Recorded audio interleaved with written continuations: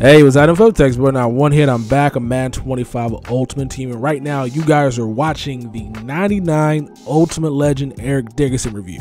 A lot of guys I know have asked me for gameplay of this guy's card, and I figured let's go ahead and deliver it to them because I know this guy's a hot card on the market right now. Everybody wants this card. 99 trucking, 98 carry, I believe 96 speed, one of the best halfbacks in MUT right now, and people want to know, is he worth 300,000 coins?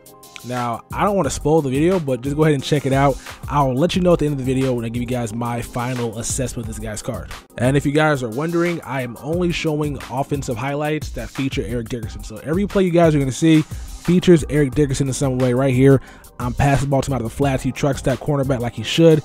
Gets a nice first down run right there. I figure this is the best way to give you guys the full assessment of this guy's card because I can show you guys the highlight plays, but that wouldn't be fair. I want you guys to see this guy perform on every single down because I figure that will be your best value. You don't want to see the big plays. You want to see everything else because don't be that guy. Don't be that stat sheet guy. Looks at stats and look at this fumble by Rodgers. He made Eric Dickerson fumble, and I believe he also injured him, which was just obnoxious. Look at that. He had an abdominal tear, and he's out for the game.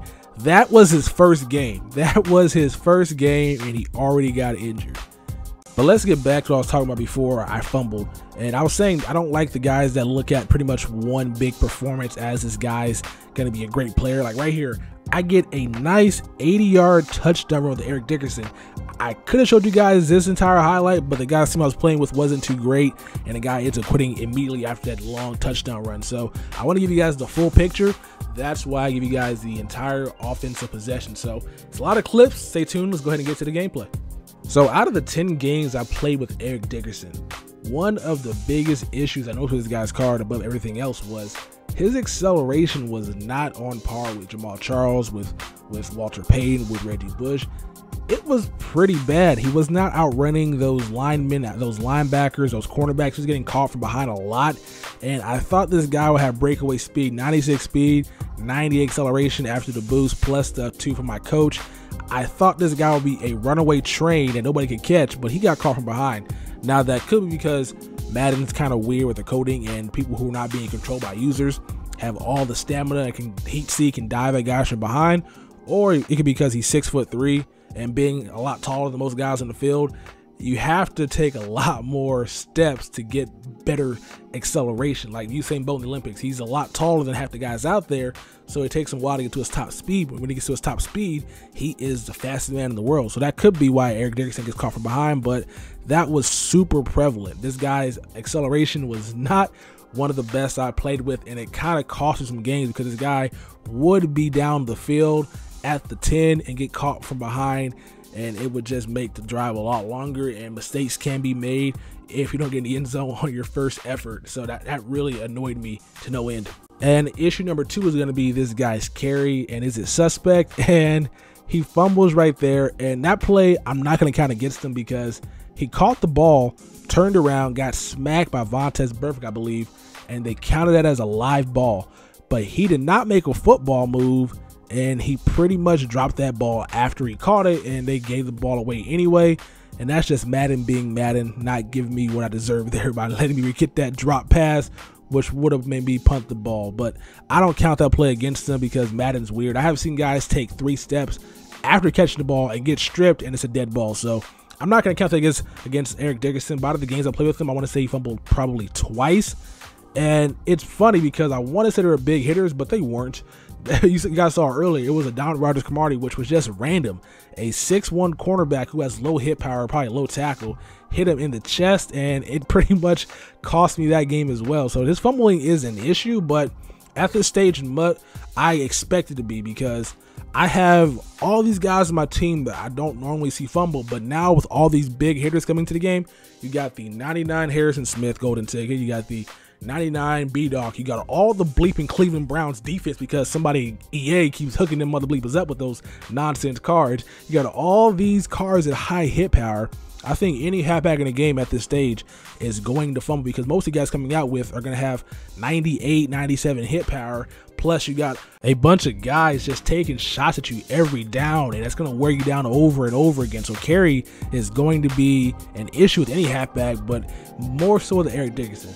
I can't explain why you fumbled to Donald Rodgers. I can't explain. That one is just an anomaly. I'm not going to explain. I'm going to go ahead and move on from that like it never happened, but it really did. So that kind of irked me there. But carry, not that relevant in my opinion, but it is annoying that this guy keeps fumbling the guys that he probably should fumble the ball to. On to issue number 3 of the Eric Dickerson Ultimate Legend, and it's going to be his durability, which comes into question at this moment. And yeah, this guy is kind of injury prone. He has an injury bug in his game, and that is not good. You pay 300,000 coins for a halfback. You want to use him every single play if you can, and every single game without wasting injury cards on him. And like I said, I played 10 games with him, and I think he got hurt at the least 4 times. Which is not terrible. I ran this guy into the ground, which might be why he got hurt. But I have used Jamaal Charles, Walter Peyton, once again, all these halfbacks on my team for multiple games, and they have not steered me wrong. And even Dickerson got some substitutions in, and he still got injured, and it kind of threw me off for a loop because I'm like, it's early in the game, man. Why are you getting injured right now? You should be playing well. But this game right here, you guys are watching this gameplay or this clip. He played the entire game, 19 rushes, 97 yards. He's out there just eating them up down the field, and he played well this game, but it wasn't a consistent performance throughout the entire season I played with him. So that is going to be an issue with this guy's card that you guys want to look for. Now, one thing I look for in a halfback is going to be how good their catching is, and ED's catching is a 72. Now, that's not bad. I believe he had a 68 on his other card, which was just horrible. That guy cannot catch anything. 72 is not great, but it's a little bit of an upgrade, and I really wish I would have utilized this guy more in the receiving game other than screens and passes out of the backfield.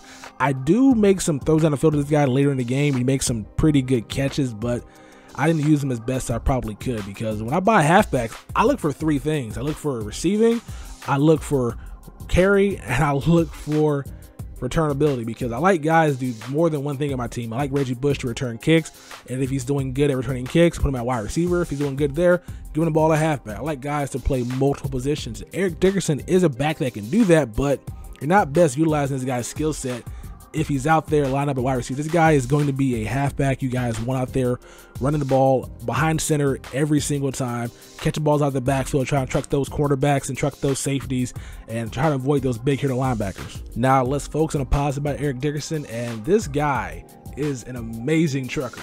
Obviously, that's pretty much why you buy this guy's car at 99 trucking, and when he hits you with that shoulder, you just collapse. It is the funniest thing to see. Like, I really hate the way Mutt has the trucking this year, but when you truck somebody, it's not even fair. If he puts his shoulder down, he gets that precision modified truck animation, you're not getting back up. And this guy will bowl his way to the end zone the entire time if you can do that down the field the entire game. It's fun to do, but at the same time, it is annoying when you don't get the animation like right here coming up. You think you got it against a cornerback or a safety, and he stands you up. But when you do get it, it makes the game a lot more fun to play. I have also noticed with Eric Dickerson that this guy seems to be a great halfback as the game progresses late in situations. If this guy does not get injured or does not fumble, he is a halfback you guys get the ball to 30 times in one game. Like, he's better than the Marshawn Lynch Combine Warrior, because with Marshawn Lynch, I think around 25 carries in one game, he seems to get really, really fragile. With Eric Dickerson, if he can stay in the game the entire time without costing you any possessions, he is going to be the halfback of choice, because I like halfbacks that can pretty much get out there and churn out long drive and be very, very methodical and boring, because that's what I want. And he gets hurt right there on this nice long drive, and it kind of annoyed me, and he's going to be out for the entire game. I do believe a broken ribs, which pretty much, it just sucks. Like, that injury bug is something stupid. And now on to the $1 million question. Is this guy worth the 300,000 coins? Before I answer that, let's recap. I talked about ED's receiving, his running back ability.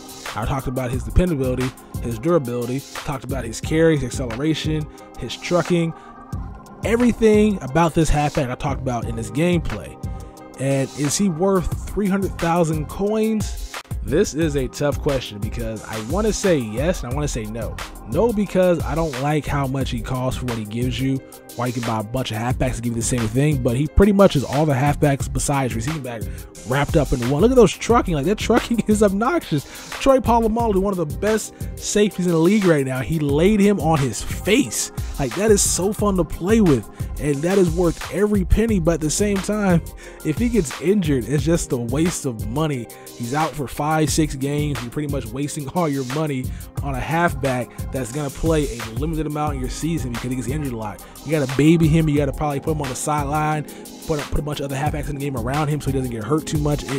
It is a mess, but at the same time, he is very fun to play with. So I'm kind of mixed on this guy's card. How do you guys feel about it? Is he worth the 300,000 coins? Let me know in the comment section below, because I honestly think he might be. And that is something huge for me to say, because I usually am about buying cheap cards. I'm all about buying the good value players. And after playing with this card, I can see why people love him and hate him at the same time. I'm one of those guys. Now, I'm not going to ride the fence. You guys came in for an answer in my opinion about this guy's card. I'll give you one. This guy worth 300,000 coins. I'm going to go ahead and say no.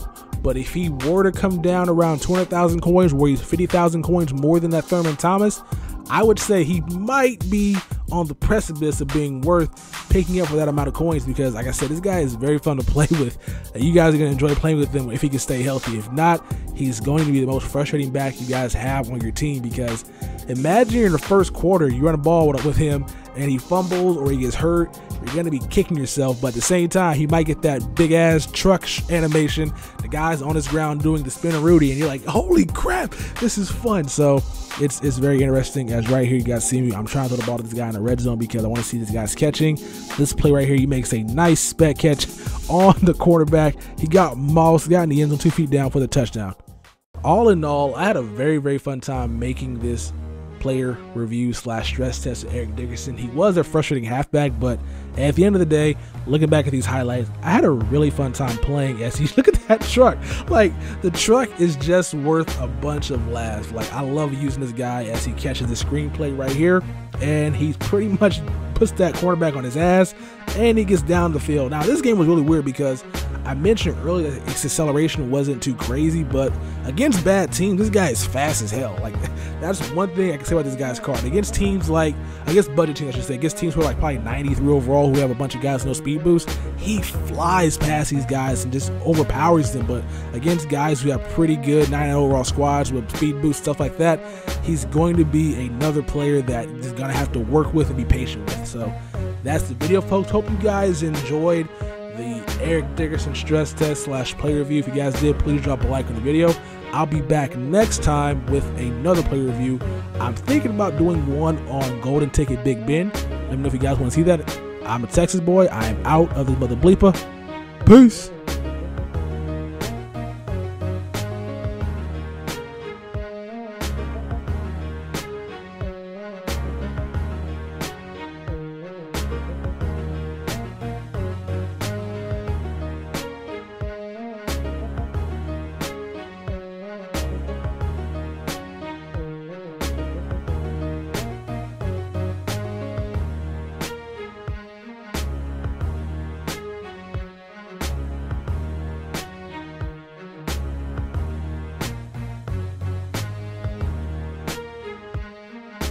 Oh, why are you guys still here? You guys need to get out of here. Leave. Click off the video. And if you guys are still here, I will be giving away 2 99 Ultimate Legend Eric Dickersons to 2 subscribers on the Xbox 360. To enter into this giveaway, you guys need to like the video, be a subscriber to my channel, and also leave in the comment section below who is the best halfback in MUT and why. And please do not put any gamer tags down there, because it makes it really difficult to read. I hate seeing gamer tags. This is not a forum. This is a comment section. This is a community. Interact with each other. But those are the 3 requirements I require to enter to the giveaway. Subscribe to the channel, like the video, and leave in the comment section below who is the best halfback in MUT and why, and no gamer tags. Anyway, folks, that's the video. Hope you guys enjoyed it. I'm the Texas boy. I am out of this mother bleeper. Peace.